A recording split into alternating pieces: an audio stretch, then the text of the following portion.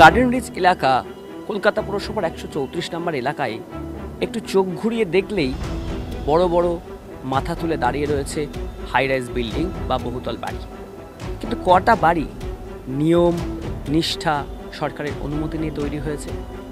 এই প্রশ্ন নিয়ে শাসক বিরোধী তরজা যখন চলছে, ঠিক সেই সময় TV9-এর ক্যামেরায় ধরা পড়ল আরও এক ভয়ঙ্কর ছবি। একটি বাড়িটি ক্রমশ তোর পাশের যে জলাশয়, সেই জলাশয়ের দিকে হেলে পড়েছে। গ্রাউন্ড ফ্লোরটা দেখলেই বোঝা যাবে ঠিক পাশের যে পানা পুকুর রয়েছে বা কচুরি পানায় ভরা জলাশয় রয়েছে, সেই জলাশয়ের দিকে ক্রমশ হেলে পড়েছে। আর এই G+4 যে বিল্ডিং, সেই বিল্ডিংয়ের উপরেই কিন্তু রয়েছে একাধিক বসত বাড়ি, এবং যে বসত বাড়িতে বসবাস করেছেন মানুষজন, এবং তার চারপাশে টালির ছাদ দেওয়া একাধিক বসত বাড়ি রয়েছে জলাশয়। যে কোনো মুহূর্তে ঘটে যেতে পারে বড় ভয়ঙ্কর বিপদ। কিন্তু কোথায় প্রশাসন? কোনো ভ্রুক্ষেপ নেই কারণ।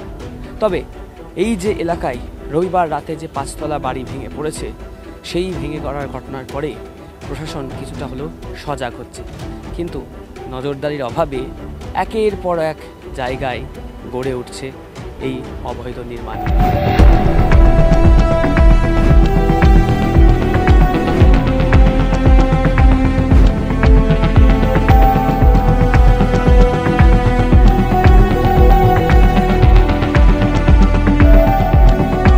গার্ডেন রিচ এলাকায় গত ৮-৯ বছর আগেও যেখানে ছিল প্রায় ২ থেকে ২.৫ হাজার জলাশয়, আজ সেখানে দাঁড়িয়েছে মাত্র 450টিতে। এটা অন্য কারুর তথ্য নয়, খোদ কলকাতা পুরসভা মাস কয়েক আগে শুধুমাত্র বড় 15-র একটি তথ্য প্রকাশ করেছে, যেখানে এই বড়োর অধীনস্থ 9টি ওয়ার্ডে কোথায় কোথায় কতগুলি পুকুর রয়েছে তার বিস্তারিত দেওয়া রয়েছে। 134 নম্বর ওয়ার্ড, যে ওয়ার্ডে ঘটে গিয়েছে বড়সড় বিপর্যয়, এখনো পর্যন্ত 9 জনের মৃত্যু হয়েছে, সেখানে কতগুলো জলাশয় রয়েছে?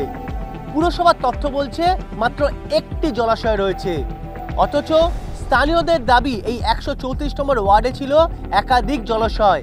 সেই জলাশয়গুলি বুঝতে বুঝতে আজকে মাত্র একটি জলাশয়তে দাঁড়িয়েছে। আমি এখন সেই জলাশয়ের সামনেই দাঁড়িয়ে রয়েছি। সেই জলাশয়ের অবস্থা কেমন তা আমার ক্যামেরা পার্সন মনোজ হাজরাকে বলবো দেখানোর জন্য। সম্পূর্ণ জলা জংলায় ভরে গিয়েছে, আগাছায় ভরে গিয়েছে। সেই জায়গায় দাঁড়িয়ে বাসিন্দাদের দাবি এই জায়গাটা সম্পূর্ণ পরিষ্কার করে একটি জলাশয় তৈরি করে দেওয়া হোক, যাতে জমি মাফিয়াদের নজরে না পড়ে।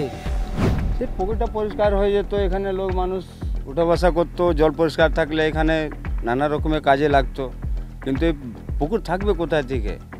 মানুষ তো পুকুরটাকে ঘর করে একদম ভরাট করে ঘর করে তৈরি করে নিচ্ছে, সে পুকুর থাকবে আর কোথায়? মানুষের আর কোনো বাঁচার সিন নেই, যে ধারে যাচ্ছে সেই দিনে সে টেনশন, অসুবিধাই অসুবিধা। আমি আমরা ক্যামেরা পার্সন মনোজ হাজরাকে আরও একটা ছবি দেখাতে বলবো। যে জলাশয় সম্পূর্ণ বুঝে গিয়েছে, তার ঠিক সামনেই রয়েছে একটি বহুতল, যা সম্পূর্ণ বেঁকে গিয়েছে একাধারে, যে কোনো সময় ভেঙে পড়তে পারে। এই কথাই জানাচ্ছেন সাধারণ বাসিন্দারা। তাহলে উপায় কি?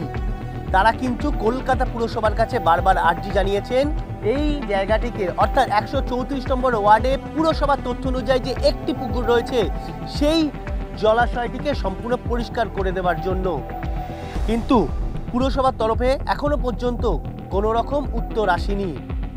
সাধারণ বাসিন্দারা তারা দাবি করছেন যে ঘটনা ঘটে গিয়েছে তারপর থেকে তাদের পুকুর যেন ফিরিয়ে দেওয়া হোক, কারণ তারা চান না এলাকার একমাত্র পুকুর সেটিকে সম্পূর্ণ বুঝিয়ে সেখানে বহুতল হোক। তারা চাইছেন পুকুর যেমন আছে পুকুর থাকুক, জঙ্গল আগাছা সাফ করে দেওয়া হোক। ক্যামেরায় মনোজ হাজরার সঙ্গে সায়ন্ত ভট্টাচার্য, TV9 বাংলা, কলকাতা। ক্যামেরায় অভিজিতের সাথে Aritra, TV9 Bangla, garden rich.